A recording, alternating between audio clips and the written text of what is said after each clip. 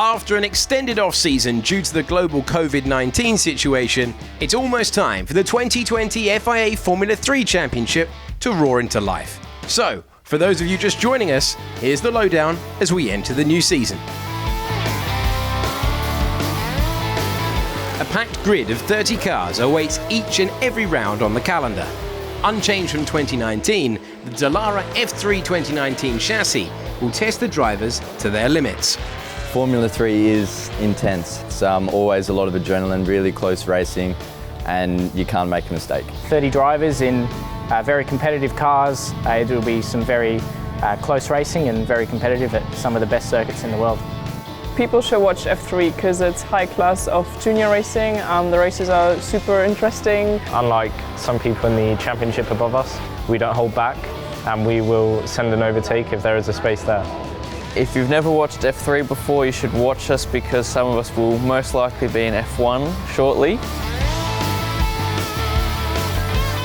There are 2 races per weekend, with race 1 on Saturday and race 2 on Sunday.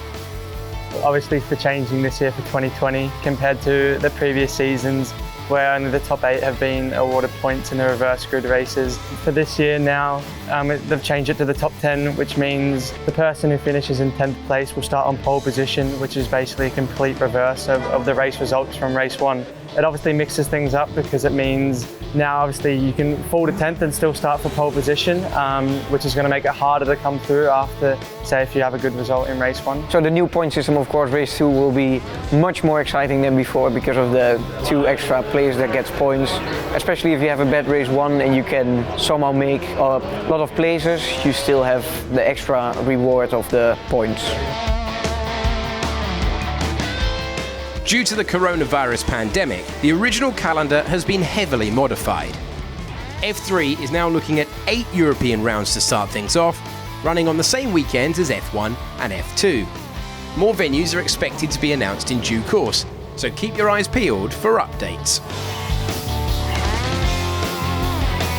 Part of the FIA Global Pathway, Formula 3 represents a big step towards the very top of motorsport in Formula 1, and that means the drivers are hungrier than ever.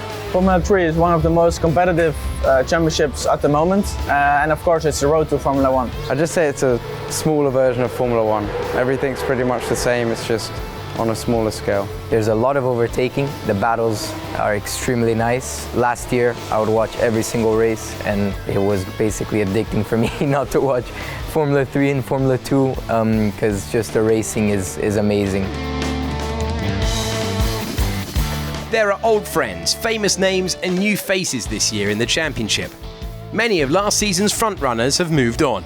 So who will be in contention in 2020?